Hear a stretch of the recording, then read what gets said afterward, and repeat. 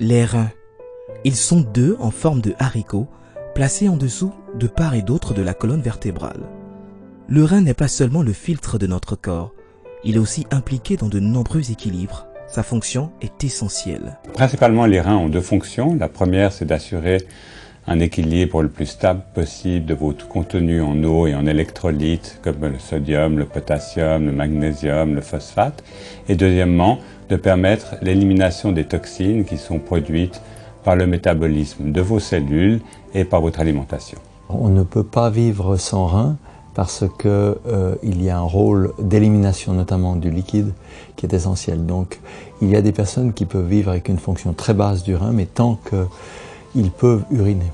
Monsieur Bamba souffre d'insuffisance rénale, une situation critique engendrant un long parcours de soins de plus de 20 ans. Ça s'est passé en 2002 avec les événements de la Côte d'Ivoire. J'étais commerçant, j'ai tout perdu. Et avec le stress, tout ça, j'ai eu l'hypertension artérielle que j'ai soignée jusqu'en 2009. Et c'est vers le 2010 que ça n'allait pas. Je suis allé, j'ai fait les bilans. C'est dans ça qu'on m'a dit qu'il y avait l'insuffisance rénale et ça s'est passé à l'hôpital des policiers au plateau. Donc, déjà, c'était à l'état chronique. Donc, je me suis inscrit au centre, en ce moment c'était le SAMI, je me suis inscrit. Et nous avons commencé la dialyse jusqu'à aujourd'hui. Quand vous avez une maladie cardiaque, vous montez des escaliers, vous êtes plus essoufflé. Quand vous avez une maladie rénale, vous urinez pas moins. Les seules fois où vous urinez moins, c'est si vous avez un problème de prostate. Mais vous urinez pas moins. Et donc, c'est totalement silencieux. Les patients n'ont pas toujours conscience de la gravité de leur maladie rénale parce qu'en fait, comme on l'a dit, c'est un mal silencieux, la maladie rénale. C'est-à-dire que les symptômes sont souvent peu évocateurs d'une maladie des reins. La dialyse. Le principal traitement de suppléance, contraignante et stricte, la dialyse permet de filtrer le corps des patients aux reins malades. Il en existe deux formes de dialyse. La dialyse péritonéale, pratiquée à domicile le plus souvent sous deux formes différentes, et l'hémodialyse, pratiquée à l'hôpital. Pour M. Bamba, chaque jour de rendez-vous au CNP Tir de Cocody est un vrai parcours de combattant. Sa journée débute dès 2 h du matin pour ne se terminer que tard le soir. Il est 6 h 30 du matin. C'est à la clinique médico-chirurgicale Saint-Raphaël de Yopougon-Canary que M. Bamba se rend aujourd'hui pour effectuer une chirurgie de la fistule avant de prendre la route pour le CNP Tir de Cocody. Depuis qu'il était déclaré insuffisant rénal, plusieurs changements sont intervenus dans son quotidien. Depuis ce moment, beaucoup de choses ont changé. Parce que, d'abord, ta manière de vivre a changé. Tu es condamné à aller à l'hôpital toute la semaine, deux fois. Tu perds les amis, tu n'arrives plus à assurer tes devoirs quotidiens, tu n'arrives plus à donner l'argent de poche que tu donnais à tes enfants. Et les amis aussi se font rares maintenant parce que tu es malade. Donc beaucoup de choses ont changé. Voilà, parce que là, le prix des soins, c'est trop. Au début, j'ai dialysé à la clinique au Rochelle, au plateau, où j'ai dépensé environ 250 000. En ce moment, la dialyse était à 110 000, 2 fois dans la semaine. Et quand je mets les petites dépenses dedans, ça arrivait à 250 000 la semaine. Donc, étant malade, tu ne travailles pas. Si tu n'as pas d'argent, c'est un peu difficile. Avec la famille, tout ça. Donc, beaucoup de choses ont changé. D'autant plus que j'étais à San Pedro. De San Pedro, je me retrouve à Abidjan, où il faut louer maison, il faut assurer d'autres dépenses encore. Vous voyez que ce n'est pas facile pour un dialysé.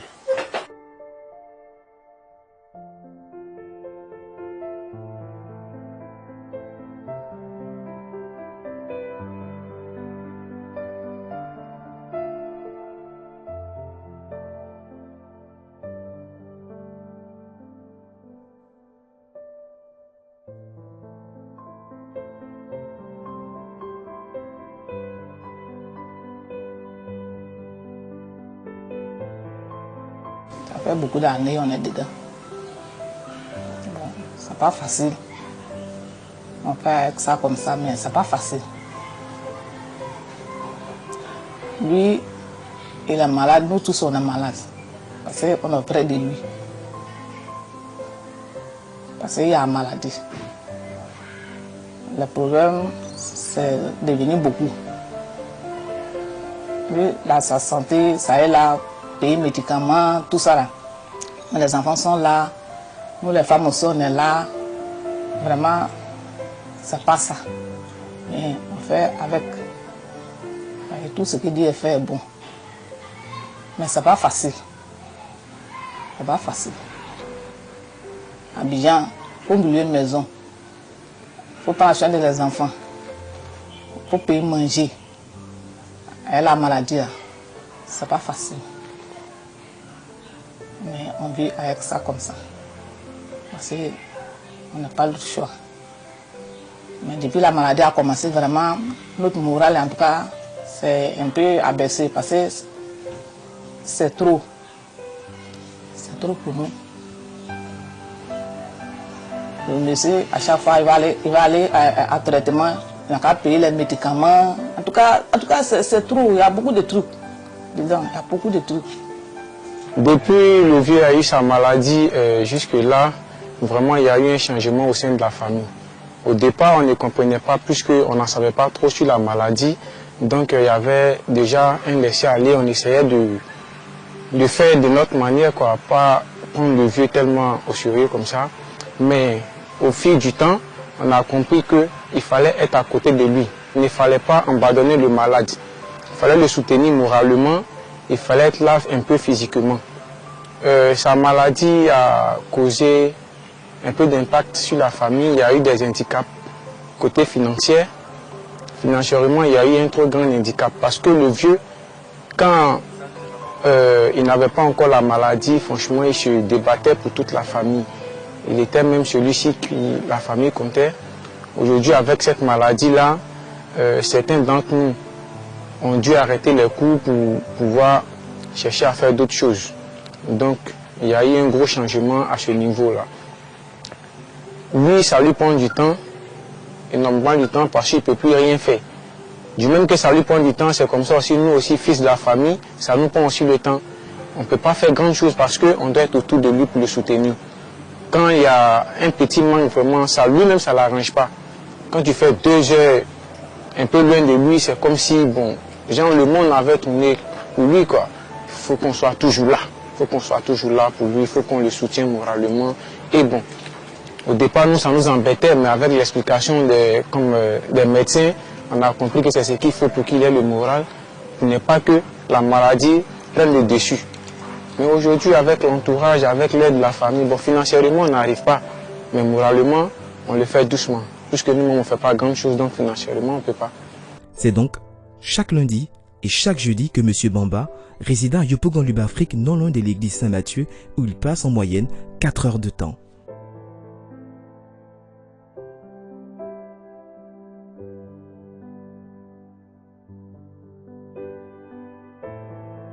La dialyse commence à 5h, 5h30, parfois 6h.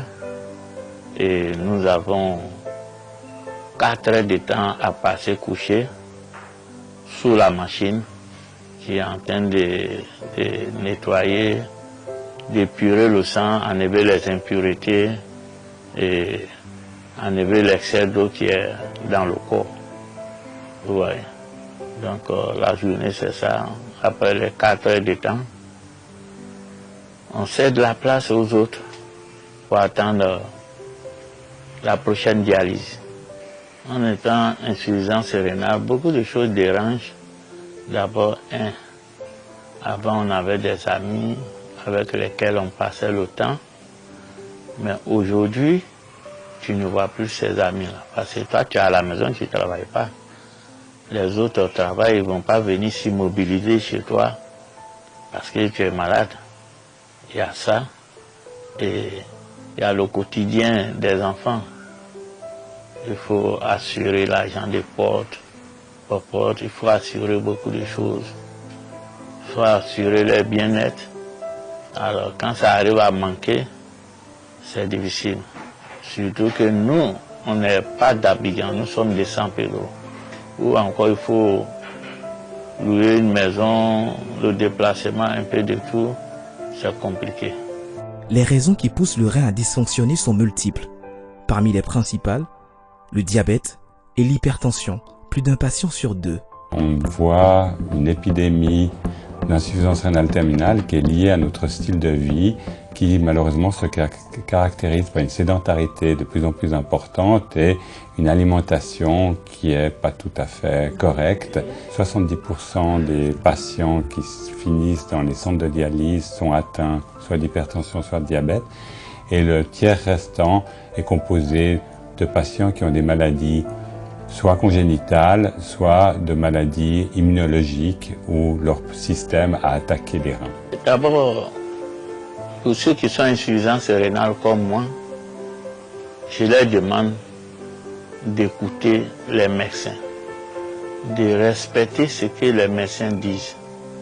Apparemment, la maladie c'est difficile, mais d'une part, c'est pas difficile lorsque tu écoutes, lorsque tu prends soin, lorsque tu respectes les interdits. Et il faut faire le bilan de santé chaque fin du mois pour voir à quel niveau tu évolues. Maintenant, ceux qui ne sont pas encore tombés malades, je leur demande de faire un bilan rénal qui consiste à contrôler, comment dirais-je, qui consiste à l'urée et puis la créatine. C'est des éléments qu'il faut contrôler. Si c'est élevé, va voir un néphrologue. C'est pas compliqué. Il y a d'autres maladies aussi qui tournent autour de l'insuffisance rénale. Il ne faut pas les laisser évoluer. Dès que tu sens un petit bobo, automatiquement, va voir le néphrologue. Respecte les interdits. Même la simple nourriture peut te créer des problèmes. Pour chaque patient en insuffisance rénale, au-delà de la dialyse, il y a la perspective d'une greffe de rein. J'ai eu la maladie du rein qu'on appelle l'insuffisance rénale chronique, parce qu'il y en a deux sortes. Et je l'ai eu en 2004, quand je suis parti en France. Mais ça a commencé ici, hein. On a fait une réunion à la RTI en 2004. Et au cours de la réunion, j'ai eu des céphalées. Et puis, quand je me suis levé, j'ai eu un mouvement brusque de ma colonne vertébrale et je me suis bloqué.